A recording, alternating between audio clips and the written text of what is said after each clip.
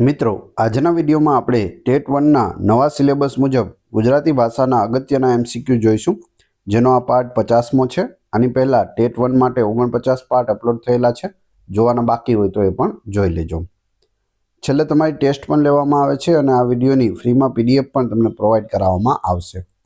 તો જોઈએ ખૂબ જ અગત્યનો આ વિડીયો। નૂતન શબ્દનો સાચો અર્થ જણાવો। નૂતન એટલે શું? જવાબ આવશે નવું, ઓપ્શન સી। આળસ શબ્દનો વિરુદ્ધાર્થી શબ્દ કયો છે? આળસનો વિરુદ્ધાર્થી ઉદ્યમ, ઓપ્શન ડી।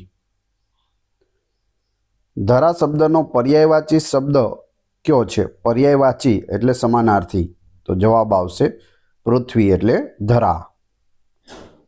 પ્રફુલ્લિત શબ્દનો વિરુદ્ધાર્થી શબ્દ કયો છે? પ્રફુલ્લિતનો વિરુદ્ધાર્થી જવાબ આવશે ખિન્ન। ખિન્ન એટલે દુઃખી, પ્રફુલ્લિત એટલે ખુશ। જંગલ શબ્દનો સમાનાર્થી શબ્દ કયો નથી?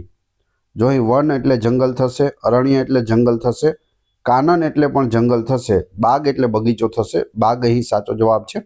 બાગ એ જંગલનો સમાનાર્થી નથી। અભિમાન શબ્દનો વિરુદ્ધાર્થી શબ્દ જણાવો। અભિમાનનો વિરુદ્ધાર્થી ભૂલથી પણ સ્વાભિમાન ન કરવું, કેમ કે જવાબ આવશે નમ્રતા। અભિમાન આનું વિરુદ્ધાર્થી થશે નમ્રતા। જ્ઞાન શબ્દનો અર્થ શું થાય છે? જ્ઞાનનો અર્થ જવાબ આવશે માહિતી અથવા સમજ। પરોપકાર શબ્દનો વિરુદ્ધાર્થી શબ્દ કયો છે? પરોપકારનો વિરુદ્ધાર્થી પર એટલે કે બીજા ઉપર ઉપકાર કરનાર, જવાબ આવશે સ્વાર્થ। પરોપકારી લોકો હોય છે, સામે સ્વાર્થી લોકો પણ હોય છે, પોતાના વિશે જ વિચારતા હોય છે। આમ્ર શબ્દનો અર્થ શું થાય? આમ્રવન પણ આપણે બનાવેલું છે। આમ્રનો મતલબ થશે કેરી, ઓપ્શન બી। મૂર્ખ શબ્દનો વિરુદ્ધાર્થી શબ્દ કયો છે? મૂર્ખનો વિરુદ્ધાર્થી જવાબ આવશે બુદ્ધિમાન। તારું મારું કરવું રૂઢિપ્રયોગનો અર્થ શું થાય? તારું મારું કરવું જવાબ આવશે કંકાસ કરવો અથવા ઝઘડવું। પેટનો ખાડો પૂરવો રૂઢિપ્રયોગનો અર્થ શું થાય? પેટનો ખાડો પૂરવો એટલે ભૂખ સંતોષવી અથવા ગુજરાન ચલાવવું। પારખું કરવું રૂઢિપ્રયોગનો અર્થ શું થાય? પારખું કરવું કસોટી કરવી। જેવી દ્રષ્ટિ તેવી સૃષ્ટિ કહેવતનો અર્થ શું છે? જેવો દ્રષ્ટિકોણ તેવું વિશ્વ દેખાય છે।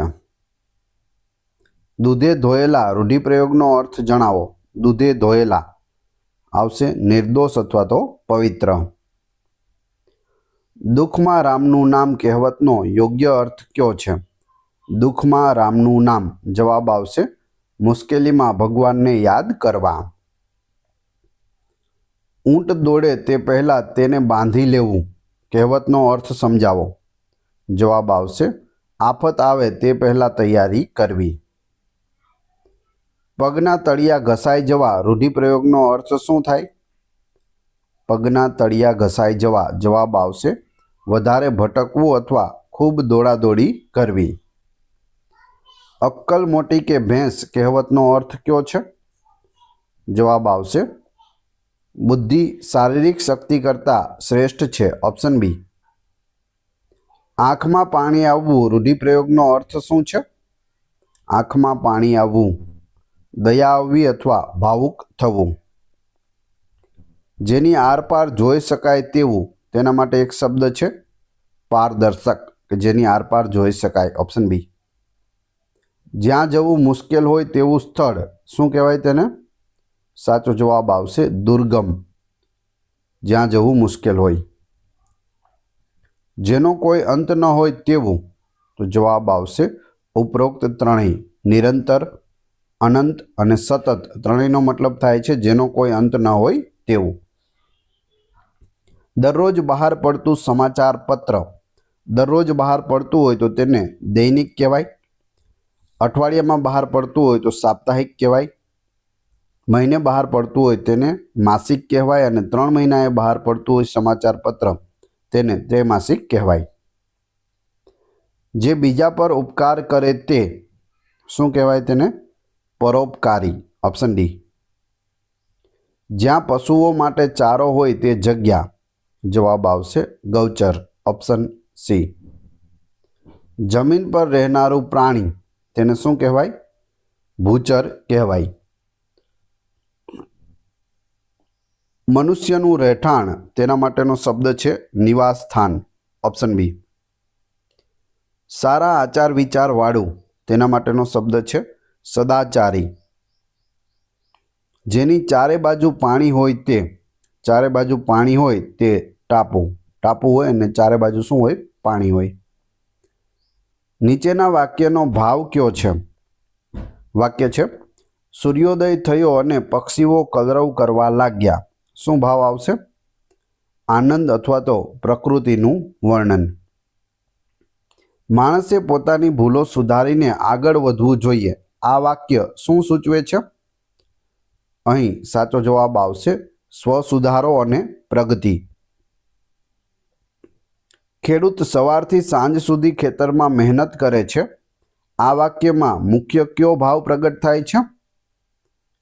પરિશ્રમ છે તે પ્રગટ થાય છે. વિડીયો પસંદ આવી રહ્યો હોય તો લાઈક અવશ્ય કરી દેજો. ચેનલ ઉપર નવા હોય તો ચેનલને સબસ્ક્રાઈબ કરી બેલ આઇકોન પ્રેસ કરવાનું ના ભૂલશો, જેથી રોજે રોજ આપને નવા નવા વિડીયો મળતા રહે.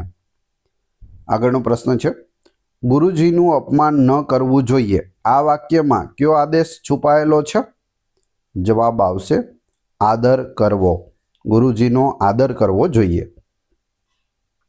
શિયાળામાં ઠંડી અને ઉનાળામાં ગરમી હોય છે. આ વાક્ય શું સમજાવે છે? તો જવાબ આવશે ઋતુચક્રની સમજ સમજાવે છે. સત્ય બોલવાથી હંમેશા વિજય થાય છે. આ વાક્યમાં કયું મૂલ્ય દર્શાવેલું છે? જવાબ આવશે સત્યનિષ્ઠા, ઓપ્શન બી.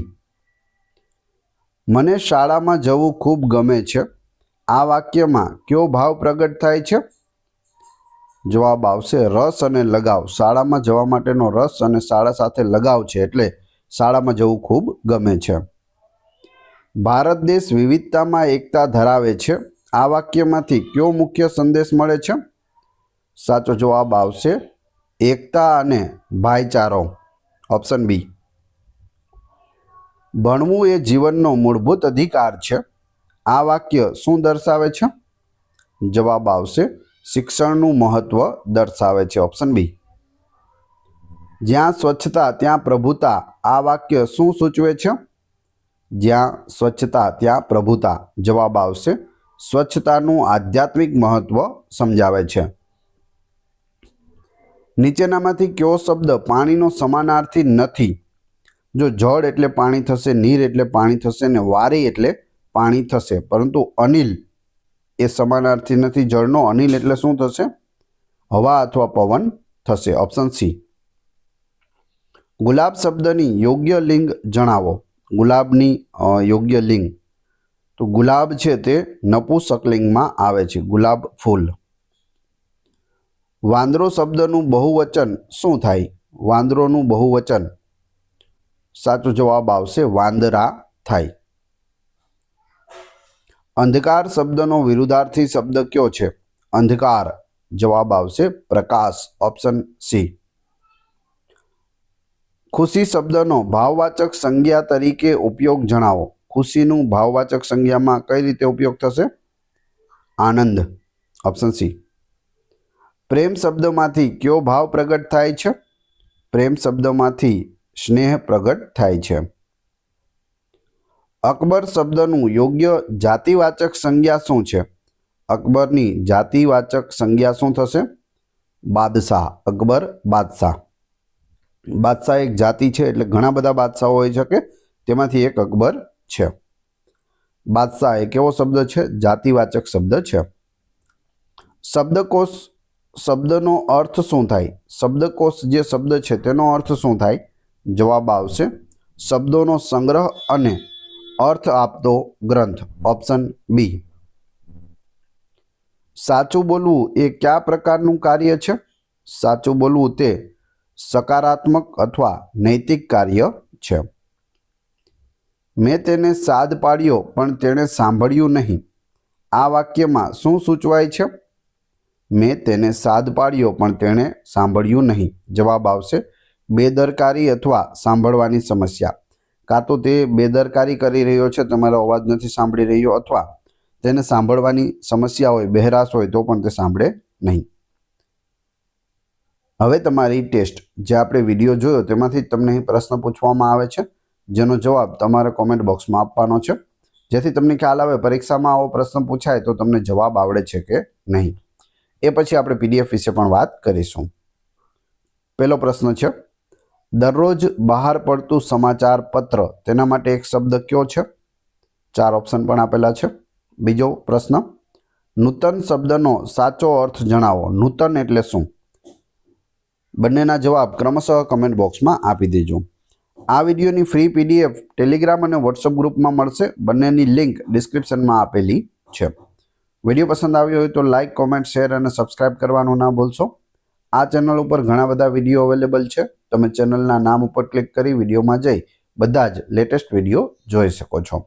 મળીએ છીએ નવા વિડીયોમાં. જય હિન્દ, જય ભારત.